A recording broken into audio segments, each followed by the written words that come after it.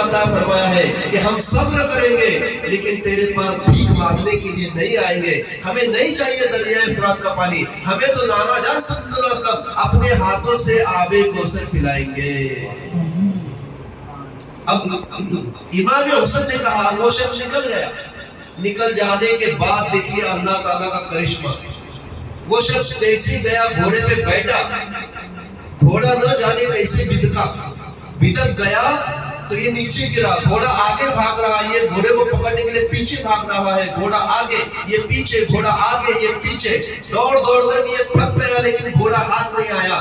تھک کر کے نیچے گر گیا. نیچے گرا تو اتنا پریشان ہوا, اللہ تش پانی پانی پانی کرنے لگ گیا. لیکن اللہ کا کرشمہ دیکھیے, جو امام حسین سے یہ کہے کہ دریائے فرات کا پانی تمہارے نصیب میں نہیں, اللہ تعالیٰ نے اس کو کیسی اپنی یہ دکھائی, مصلیت دکھائی کہ وہ بندہ پانی پانی کرتا. یزیدی اس کے منہ میں پانی ڈالتے لیکن حلق سے نیچے نہیں اترتا. پانی حلق سے نیچے نہیں اترتا, حلق سے باہر آتا. پانی پانی کرتا ہوا مر گیا. ایسی اور کرامتیں ہیں لیکن سب کرامتیں بتو تو اسی میں وقت ہو جائے گا. امام حسین رضی اللہ تعالیٰ عنہ حق پر ہے, یہ دکھانے کے لیے اللہ تعالیٰ نے امام حسین کے ذریعے کرامت بھی دکھائی. یزیدیوں کو چاہیے تھا توبہ کر لے لیکن نہیں کیا. ان کے تقدیر میں ہدایت نہیں تھی, وہ کفر پر ہی مرے, دشمنی اسلام اور دشمن حسین پر ہی مرے, اور اللہ تعالیٰ نے انہیں پسند نہیں فرمایا. امام علی مقام نے اپنے جان نثار ساتھیوں کو قربان کر دیا حق کے لیے. حق حق ہوتا, باطل باطل ہی ہوتا. خوشبو کو آپ کتنا بھی لے, پھولوں کی خوشبو کو لے اور کتنا اس کو نچوڑے, کیا اس کی خوشبو کم ہونے والی ہے؟ نہیں, کیوں تو خوشبو والا ہی حق ہے. وہ اس کی حقانیت باقی رہنے والی. تم چاہے اسے مروڑو کروڑو کچھ بھی کرے. گلاب کو کہنا نہیں پڑتا میں گلاب ہوں, دیکھنے کے ساتھ سمجھ میں آتا یہ گلاب ہے. حق والے کو کہنا نہیں پڑتا میں حق پر ہوں, اس کے چال چلن, اس کے اخلاق, اس کے طریقے کو دیکھ کر کے پہچان دیتے یہ حق پر ہے. تو امام علی مقام حق پر تھے اور حق کے لیے اپنا سب کچھ قربان کر دیے, آل اولاد قربان کر دیے.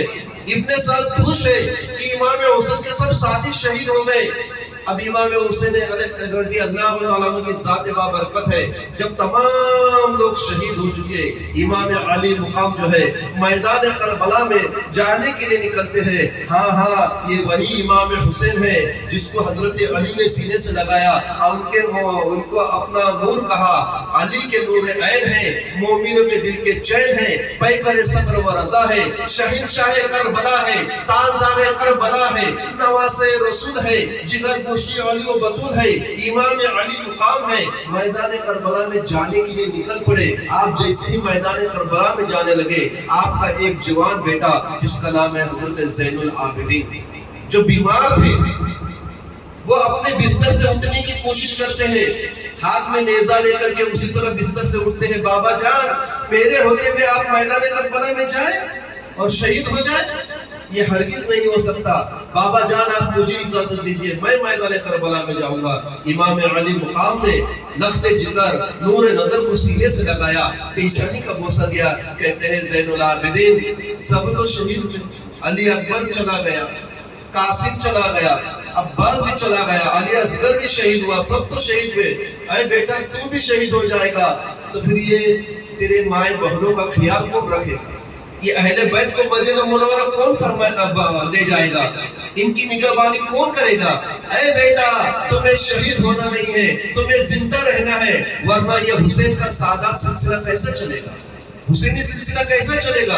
اے میرے بیٹا تمہیں اجازت نہیں, تمہیں زندہ رہنا ہے اور میرا حسینی سادات کا سلسلہ چلانا ہے. بیٹے کو آپ نے بستر پر لٹایا اور نصیحت کی, اے میرے بیٹا ایک بات یاد رکھنا, راہ حق میں کتنی بھی تکلیف آ جائے برداشت کر لینا, لیکن اللہ رسول کی مرضی کے خلاف کام نہ کرنا. नाना जान सल्लल्लाहु अलैहि वसल्लम की सुन्नत और उनकी शरीयत को हमेशा अपनाए रखना, उसके खिलाफ कभी न जाना। ऐ मेरे बेटा, ये मेरी वसीयत है और मेरे पास जो आबा व आजत की अमानतें हैं ये तुमसे वाबिस्ता है। इमाम अली मुकाम ने अपने सर की पगड़ी यानी साफ़े मुबारका निकाला, ज़ैनुल आबिदीन के सर पर रखा, उन्हें बिस्तर अलामत पर लिटाया और फिर आप खेमे में जाते हैं, संदूक खोलते हैं। संदूक खोलने के बाद मिस्र की वो जुब्बा ज़ेबतन फरमाई, तबरुकात में से नाना जान मोहम्मद रसूलुल्लाह सल्लल्लाहु अलैहि वसल्लम का अमामा शरीफ लिया, सर पर बांधा। सैयदुश शुहदा हजरत जाफर का नेज़ा लिया, हजरत अली शेर खुदा की तलवार जुल्फ़िकार हैदरी हाथ में ली और मैदान करबला में जाने के लिए घोड़े पर सवार हुए। बड़ा अजीब।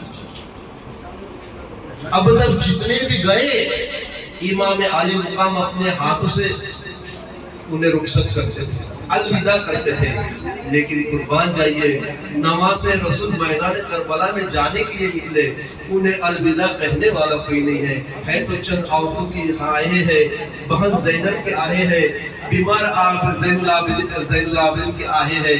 बस इमाम आली मुकाम सुबह से लेकर के दोपहर तक लाशें पर लाशें उठाते ला रहे थे। लेकिन कुर्बान जाइए, सब्र के पहाड़ पर इतना सब कुछ होने के बावजूद इस्लाम की बुलंदी के लिए इमाम हुसैन जो है घोड़े पर सवार हुए। जैसे ही घोड़े पर सवार हुए मैदान करबला में जाने के लिए निकलते हैं, घोड़ा आगे बढ़ने का नाम नहीं लेता। इमाम अली मुकाम झुककर देखते हैं आखिर घोड़ा आगे बढ़ता क्यों नहीं, तो वो सकीना घोड़े को पकड़ी हुई है, इमाम पाक की बेटी पकड़ी हुई है। अरे मेरे बाबा जान, आप कहाँ जा रहे हैं?